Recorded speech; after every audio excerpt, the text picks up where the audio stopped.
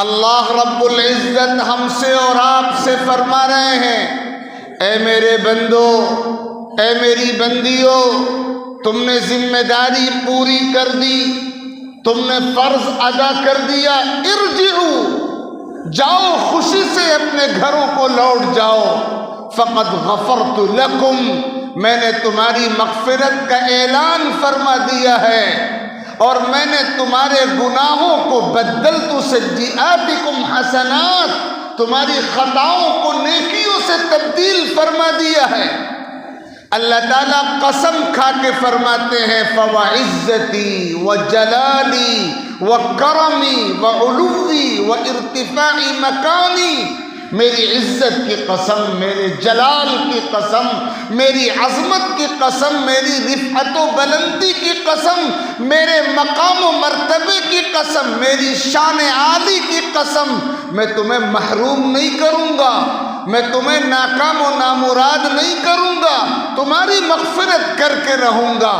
اگر تمہیں محروم کرنا ہوتا تو میں تمہیں روزوں کی توفیق نہ دیتا، تمہیں نمازوں کی توفیق نہ دیتا، تم نے روزے رکھے، تمہارے قدم میرے گھر کی طرف چل کے آئے، تم نے گناہوں سے بچنے کی ممکنہ کوشش کی، تم نے نیکیوں کی مقدار بڑھانے پر توجہ رکھی، یہ میرا کرم ہے، میری توفیق ہے، اس کا صلہ میرے دربار میں مغفرت کی صورت میں، رحمت کی صورت میں، درگزر اور معافی کی صورت میں تم کو مل کر رہے گا۔ یہ اعلان مستقل ہو رہا ہے، اور اسی لیے ہمارے بزرگوں نے یہ بات تحریر فرمائی ہے، لیس العید لمن لبس الجدید انما العید لمن امن الوعید، نیا لباس پہن لینا ہی اصل عید نہیں ہے، اصل عید تو ان کی ہے جو گناہوں سے بچتے ہیں، اللہ کے خوف سے لرزتے ہیں، اپنی زندگی شریعت کے مطابق ڈھالتے ہیں۔ وَلَيْسَ الْعِيدُ لِمَنْ تَزَيَّنَ بِزِينَةِ الدُّنْيَا انما العید لمن تزود بزاد التقوی، دنیا کی زینت کا نام عید نہیں ہے، تقوی کی مشق کرنا اور تقوی کا زاد سفر اپنے ساتھ رکھنا اور اللہ کے ساتھ مخلصانہ تعلق پرہیزگاری کر رکھنا، یہ ہے عید کا اصل پیغام۔ وَلَيْسَ الْعِيدُ لِمَنْ رَكِبَ الْمَطَايَا انما العید لمن ترک الخطایا، اصل عید کی خوشی تو اسی کا مقدر ہے جس نے گناہوں سے بچتی ہوئی زندگی گزاری ہے۔ وَلَيْسَ الْعِيدُ لِمَنْ بَسَطَ الْبِسَاطَ انما العید لمن جاوز الصراط، اصل عید تو ان کی ہے جو پل صراط سلامتی کے ساتھ پار کرنے کی اور آخرت کو بہتر بنانے کی مکمل تیاری کر لیتے ہیں۔ تو روزے داروں کے لیے اللہ کے انعام کا اعلان ہے، اللہ تعالیٰ نے انہی خوش نصیبوں میں ہمیں شامل فرمایا ہے۔ اللہ تعالیٰ یہ برکتیں ہم سب کا مقدر و نصیب فرمائے۔ دوسری بات جو خاص طور پر آپ سب کی خدمت میں عرض کرنی ہے، اللہ تعالیٰ نے عید الفطر کا یہ موقع ہم کو عطا فرمایا ہے، اور قرآن کے بیان کے مطابق آج کے اس موقع کا سب سے بنیادی مقصد یہ ہے کہ ہم اللہ تعالیٰ کی کبریائی کا اعلان اپنی زبان سے بھی اور اپنے جسم کے تمام اعضاء سے اور اپنے ہر عمل سے کرنے والے بن جائیں۔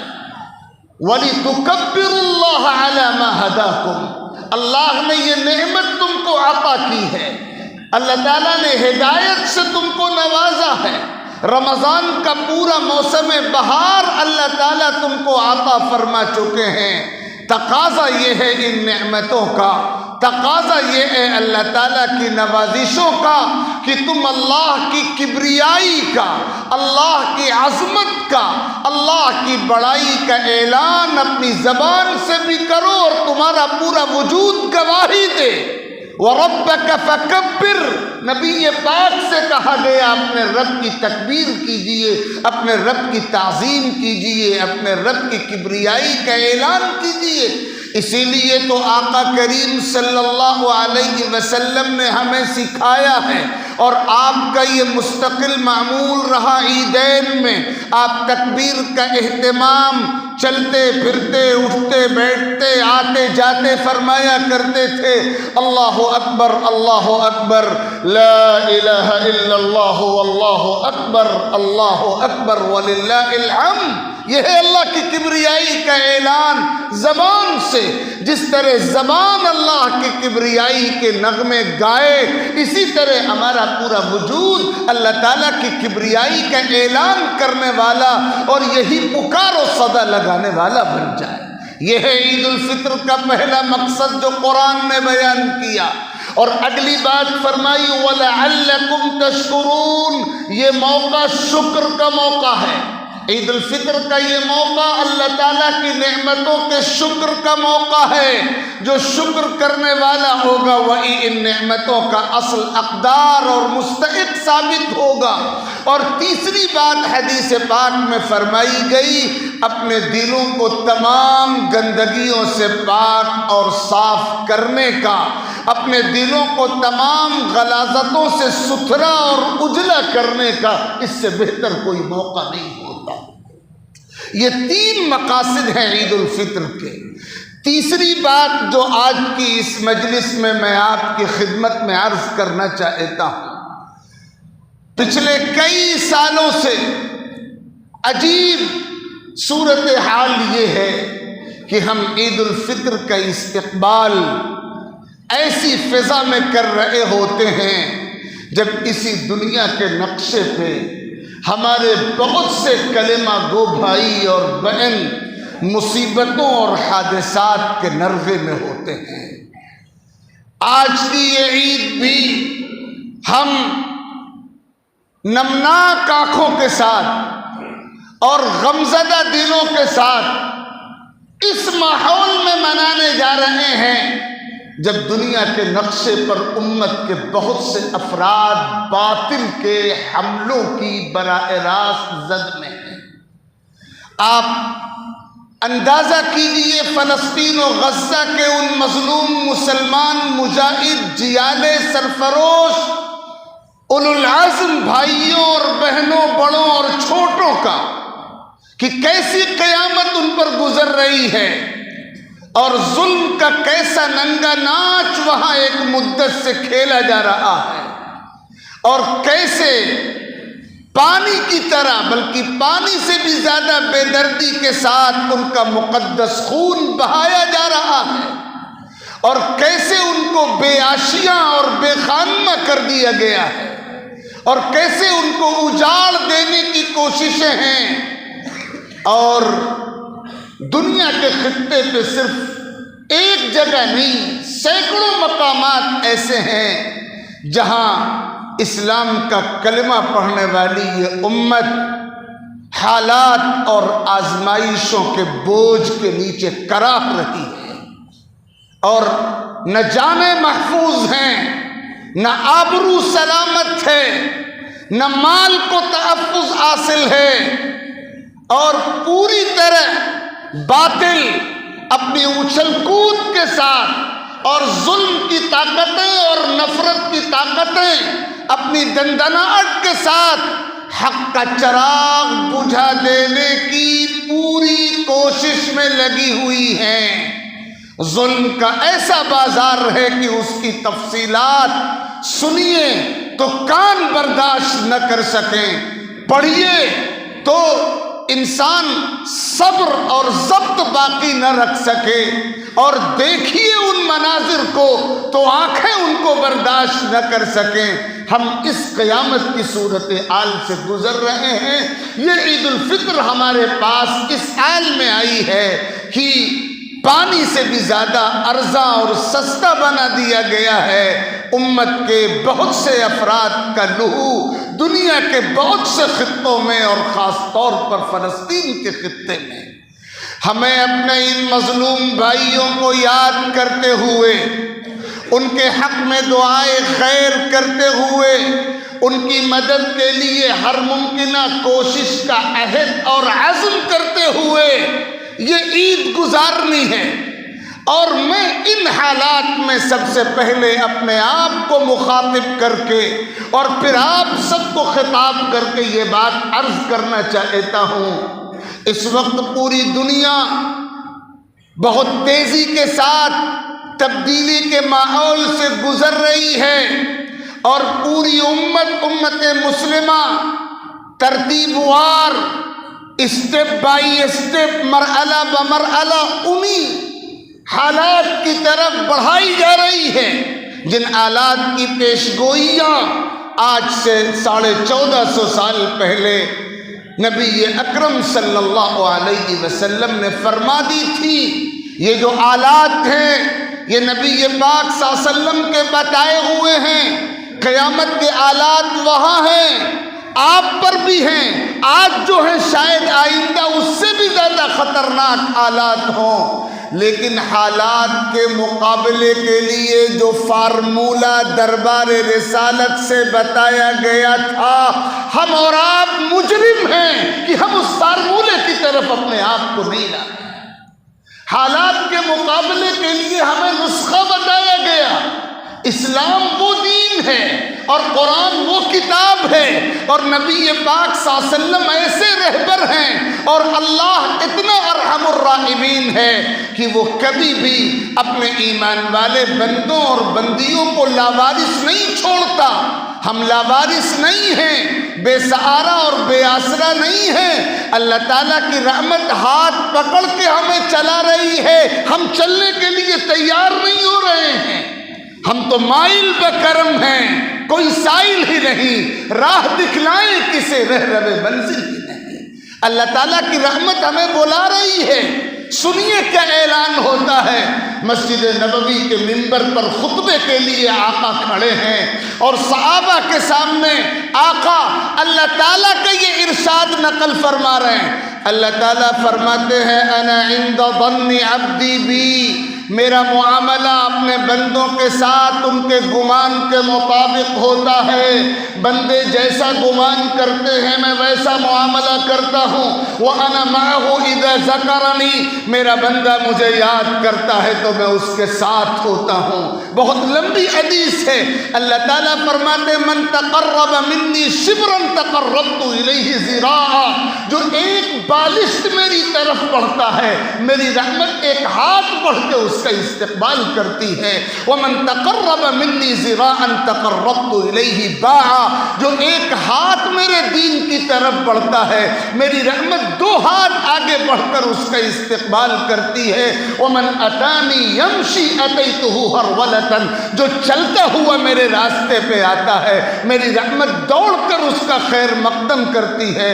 ومن لقینی بقراب الارض خطیئۃ لا یشرک بی شیئا لقیتہ بمثلھا مغفرہ، جو زمین بھر کے بھی گناہ لے کر میرے پاس آئے گا، اپنے ایمان کو بچا کر آئے گا، میں سب کچھ معاف کر دوں گا۔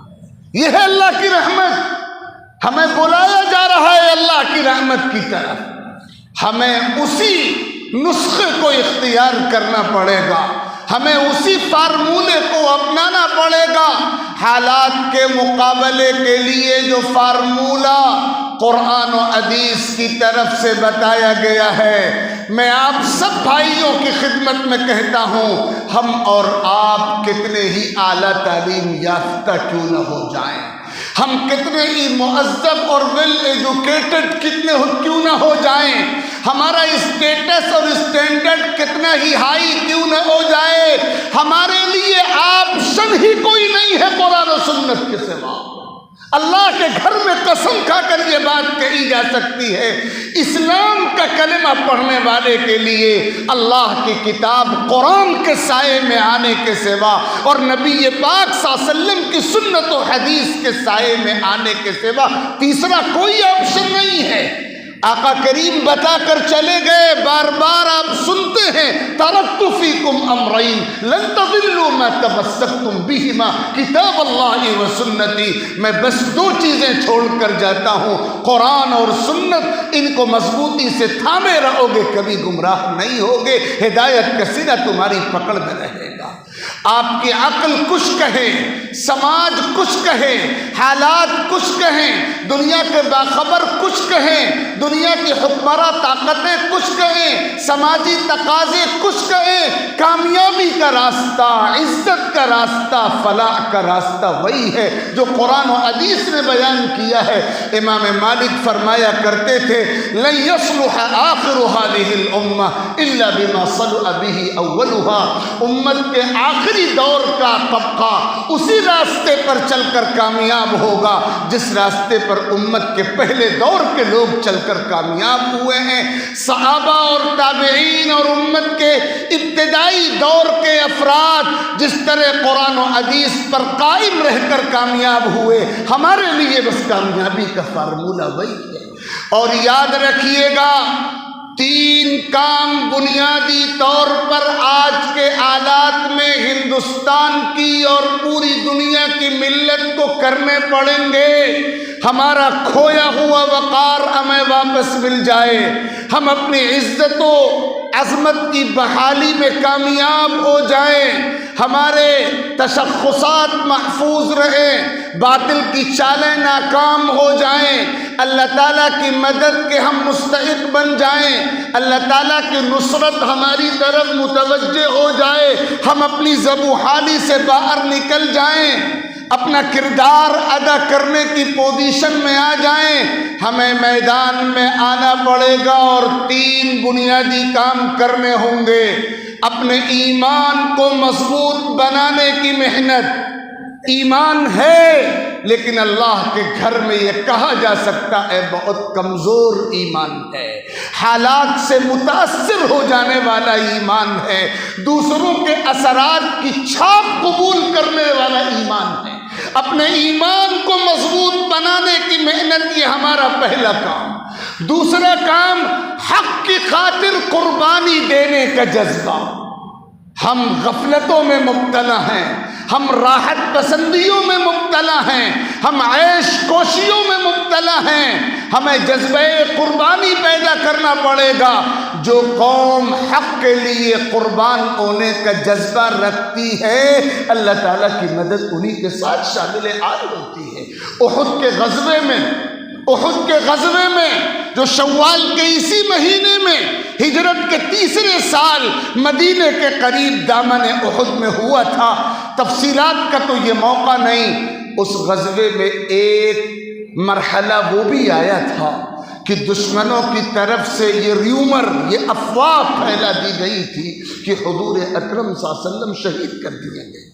یہ افواہ پھیلائی گئی اور اس کا مقصد تھا مسلمانوں کو نفسیاتی طور پر کمزور کر دینا۔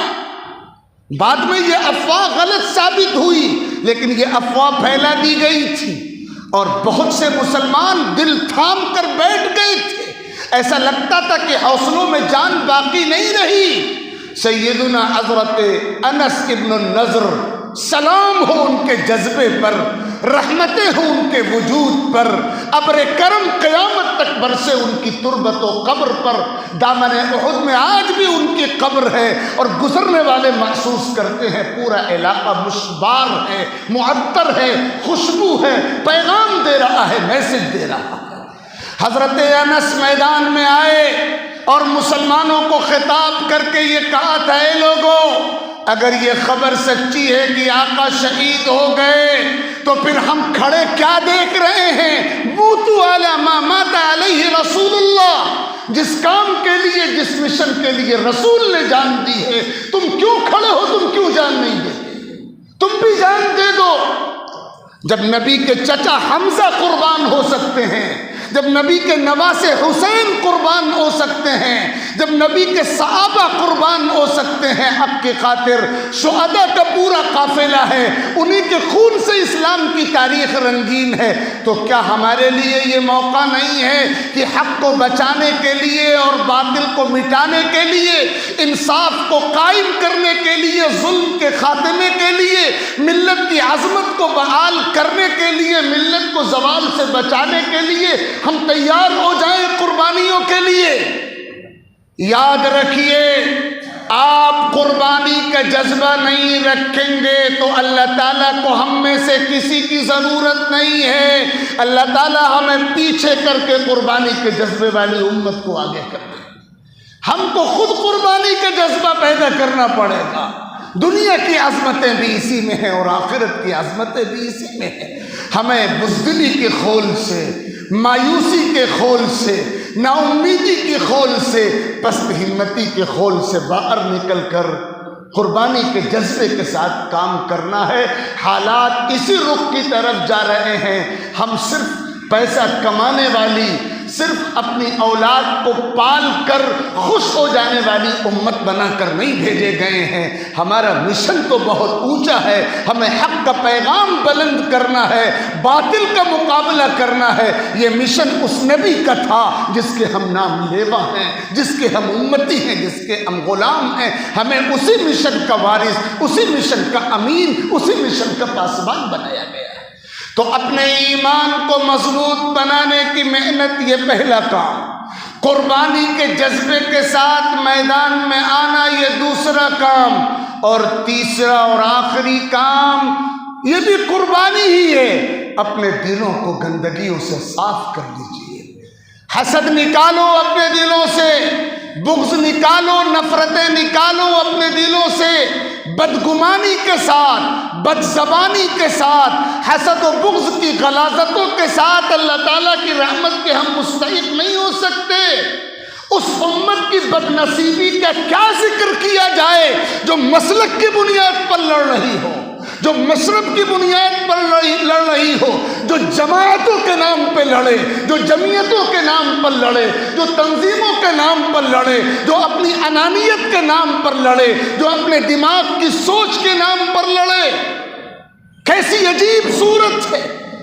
فلسطین کو دیکھیے، دنیا کے مختلف خطوں کو دیکھیے، امت لہو لہو ہے، امت مظلومیت کے عالم میں ہے. ہزار ہزار نوجوان جیلوں کی کال کوٹریوں میں پوری دنیا میں سڑ رہے ہیں. ان کا گھر روزانہ قیامت کے دن کا منظر پیش کرتا ہے. امت کے حالات یہ ہیں اور ہم تنظیموں کے نام پر لڑ رہے ہیں، ہم زمین و جائیدادوں کے نام پر لڑ رہے ہیں، ہم اپنی انا کے نام پر لڑ رہے ہیں. میں دین کی جیسی سوچ رکھتا ہوں، سب کی سوچ وہی ہو جائے، اس نام پر ہم لڑ رہے ہیں. دوسروں کی ٹانگ پکڑ کے کھینچنے میں لگے ہوئے ہیں، دوسروں کی پگڑی اور ٹوپی اتارنے میں لگے ہوئے ہیں. اے محمد الرسول اللہ صلی اللہ علیہ وسلم کی امت کے لوگوں، اپنے نبی کی تاریخ پڑھو، اپنے نبی کا پیغام سمجھو، اپنے نبی کے مشن کو سنبھالو. امت کو تفریق کی قینچیوں سے مت کاٹو. اس امت کو امت واحدہ بنایا گیا ہے، اس کی وحدت کو باقی رکھو. کچھ نہیں کر سکتے تو کم سے کم اتنا تو مت کرو کہ اس امت میں کوئی تفرقہ پیدا مت ہونے دو، کوئی انتشار پیدا مت ہونے دو. یہ ہمارے کرنے کا بنیادی کام ہے. یہ 3 ضروری باتیں تھیں جو اس وقت میں نے آپ کی خدمت میں عرض کی. ایک بار پھر عید الفطر کی قلبی مبارکباد پیش کرتے ہوئے اپنے مظلوم بھائیوں کے حق میں دعائے خیر اور اظہار ہمدردی کرتے ہوئے آپ سب کو دینی بیداری کا پیغام دیتے ہوئے بات ختم ہوتی ہے. اللہ رب العزت ہم سب کو اپنے اصل معاملات کو ٹھیک کرنے کی اور اصل کرنے کے کاموں کی طرف متوجہ ہونے کی توفیق مرحمت فرمائیں. آمین. وآخر دعوانا ان الحمد للہ رب العالمین.